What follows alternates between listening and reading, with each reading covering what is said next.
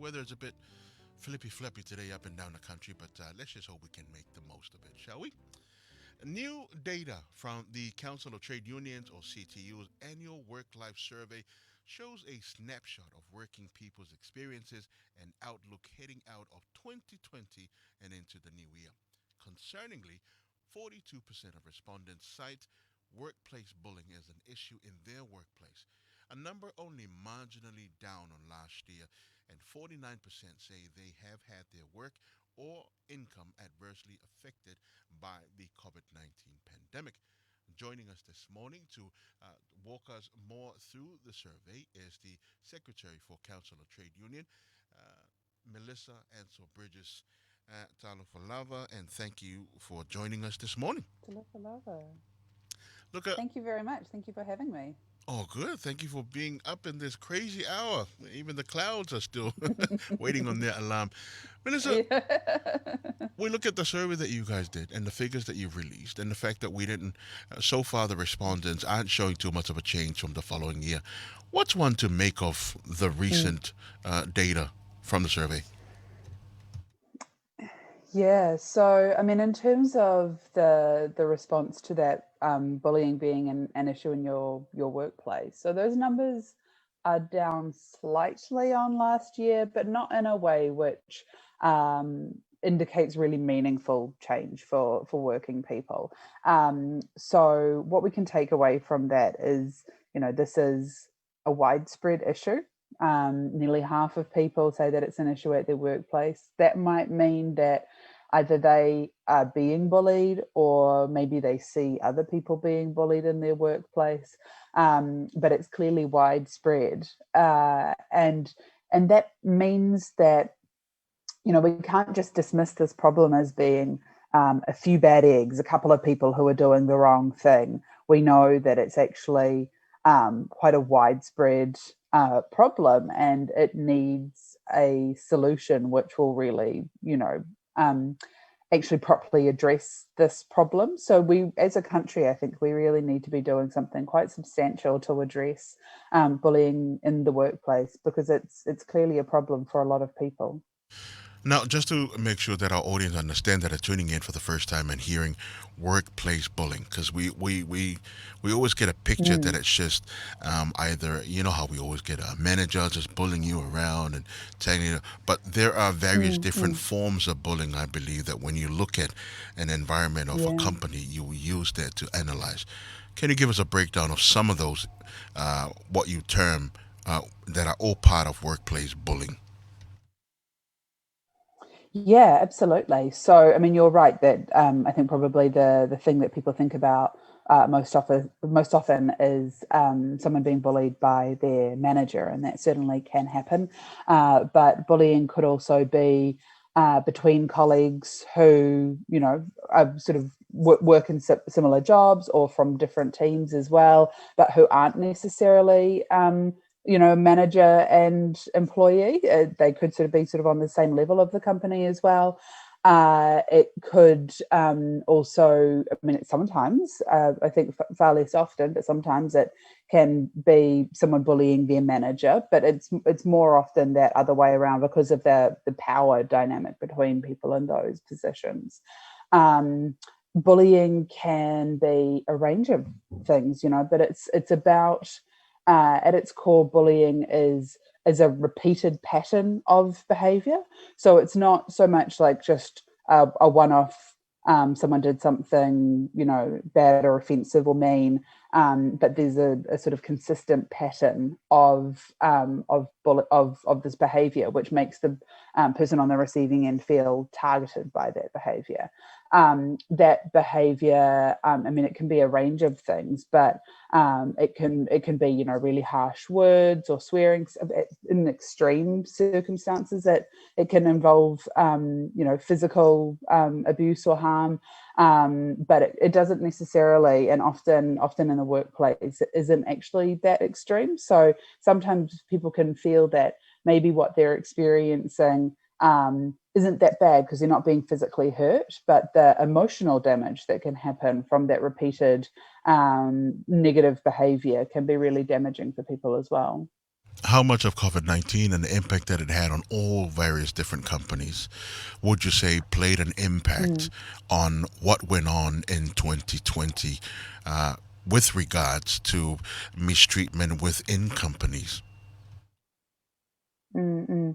I mean, we know from the responses to the survey that a lot of people felt under a huge amount of stress as a result of COVID, and there was a lot of stress in workplaces as well. You know, there was a lot of additional work to be done, and often without additional resourcing. So, people who were still working during that time felt under a huge amount of pressure, and so that kind of stress can potentially affect, the I suppose the culture of a workplace.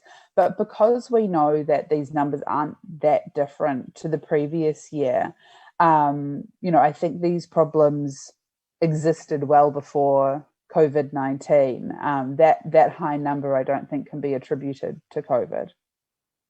And it's more to do with company culture and so forth, more than anything, looking at it in the bigger Mm, picture. Now, look, yeah. sick days and during COVID, I mean, I know this is Mm, one of the challenges that happen, especially with our Pacific community. We have been the recipient of workplace bullying for quite some time, looking at other surveys that have mm. come out beforehand. For those of us tuning in today, I mean, what are some of the uh, I guess mechanisms to sort of look out for, just a reminding of their rights when it comes to places where they feel like this doesn't feel right. How can they go about and ensuring that Yeah. they understand exactly their place within a workplace? Yeah, absolutely. So, I mean, the first thing that I would say in terms of workplace bullying is to educate yourself. Make sure you understand what workplace bullying can be. There's a lot of great resources, particularly online, which do a good job of describing some of the different types of behavior which can be workplace bullying. I would also say if you're in a workplace that has a union, to join that union, because workplace bullying is a big issue for a lot of workplaces which unions are aware of. And if you're a target of bullying, if you've experienced being bullied, then your union can help you with that to try and fix that problem, and try and put an end to it. But looking out for your colleagues as well, and if things are happening which doesn't seem right, then talking to each other about that as well. And if you think it's a widespread problem, then actually trying to address it at a company wide level. I mean, I would say to employers, there is some work being done now from a policy perspective with government around bullying in the workplace, but actually workplaces can address these issues now as well. But you have to involve employees in those conversations because they're often the people who are on the receiving end of that bad treatment.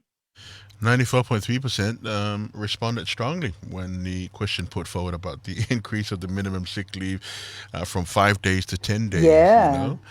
And I know for most of our, it's amazing. yeah, business owners, this is part of their worry, I guess, but this is where some form of mediation Mm, has to come through. Because, like you're saying in the report, there's always a few bad eggs that sort of, you know, mm, make a decision maker going, we may not add that. Maybe not for you, yeah. Sione, because you get sick more than 5 days and 10 days anyway. But what's one to take from it if Mm. you are a business owner employing, looking at the 5 to 10 days? Because people were worried about the cost to the business, weren't they?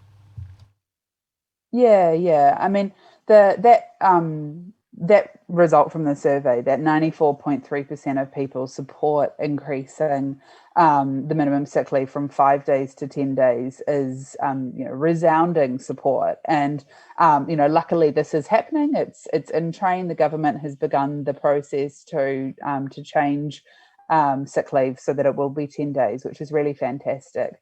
And I think that support comes from in part the fact that people have experienced what it has been with the last year with COVID, of us all being very careful to not go to work when we, have a sore throat or a runny nose, that kind of stuff. We're all being very careful about staying home when we're feeling unwell. And that's good. That's the right thing to do, because if we go to work when we're sick, we'll make other people sick. We'll make our colleagues sick. Even if it's not COVID, it's in another year. We can give people the cold or the flu or a throat infection, all of that kind of stuff. And that's, I would say, is actually really bad for businesses. If you have people coming to work when they're sick because they don't have adequate sick leave, or maybe they do have sick leave, but maybe their employer, sort of pressures them to not take sick leave because they're needed that day. Actually, that can cause a lot of other harm to other people at that workplace, but also to the business as a whole if they